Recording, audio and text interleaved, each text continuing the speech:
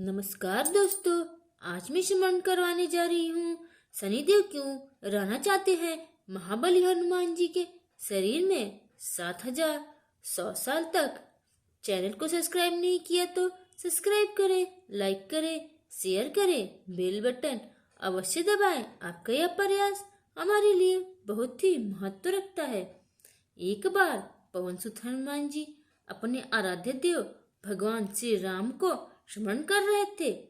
उसी समय न्याय के देवता शनिदेव हनुमान जी के पास आए और कड़ी आवाज में बोले कि मैं आपको सावधान करने के लिए यहाँ आया हूँ कि भगवान श्री कृष्ण ने जिस क्षण अपनी लीला का अंत किया था, उसी समय से इस पृथ्वी पर कलयुग का प्रभुत्व कायम हो गया था। इस कलयुग में कोई भी देवता पृथ्वी पर नहीं रहते हैं, क्योंकि इस पृथ्वी पर जो भी व्यक्ति रहता है उस पर मेरी साढ़े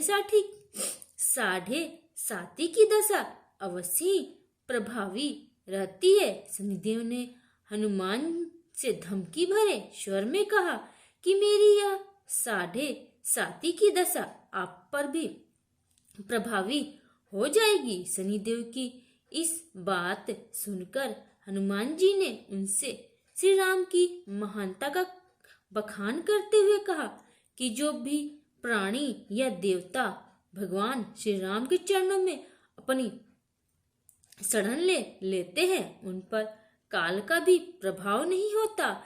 यमराज भी राम भक्त के सामने विवश हो जाते हैं। इसीलिए आप मुझे छोड़कर कहीं और चले जाएं, क्योंकि मेरे शरीर पर केवल श्री राम ही प्रभाव डाल सकते हैं। यह सुनकर शनिदेव ने कहा कि मैं सृष्टिकर्ता के विधान से विवश हूँ। आप भी इसी पृथ्वी पर रहते हैं, तो आपको भी मेरे प्रभुत्व के दायरे में आना होगा और इसीलिए आप पर मेरी साढ़े साती आज इसी समय से प्रभावी हो रही है। मैं आज और इसी समय से आपके शरीर पर आ रहा हूँ और इसे कोई भी नहीं टाल सकता है। शनिदेव की बात सुनकर हनुमान जी बोले कि मैं आपको नहीं रोकूंगा, आप अवश्य आए।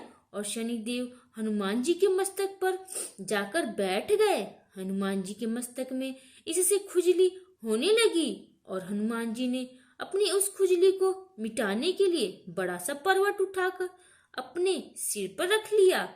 शनिदेव उस पर्वत से दबकर घबरा गए और हनुमान जी से बोले कि आप यह क्या कर रहे हैं। हनुमान जी ने कहा कि आप सृष्टिकर्ता के विधान से विवश हैं और मैं अपने स्वभाव से विवश हूँ। मैं अपने मस्तक की खुजली इसी प्रकार मिटाता हूँ।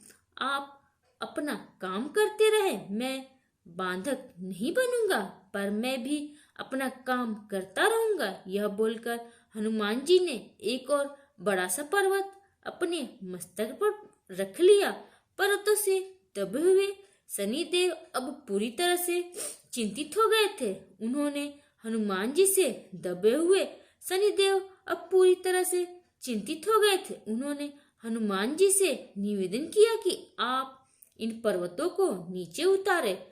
मारुति नंदन, मैं आपसे संधि करने के लिए तैयार हूँ। शनिदेव के ऐसा कहने पर हनुमान जी ने एक और पर्वत उठाकर अपने सिर पर रख लिया था। हनुमान द्वारा अपने मस्तक पर तीसरे पर्वत को रखते ही उससे दबकर शनिदेव दर्द से चिल्लाकर बोले कि मुझे छोड़ दो, मैं कभी भी आपके करीब नहीं आऊंगा। लेकिन फिर भी हनुमान जी नहीं माने और एक पर्वत और उठाकर अपने सिर पर रख लिया।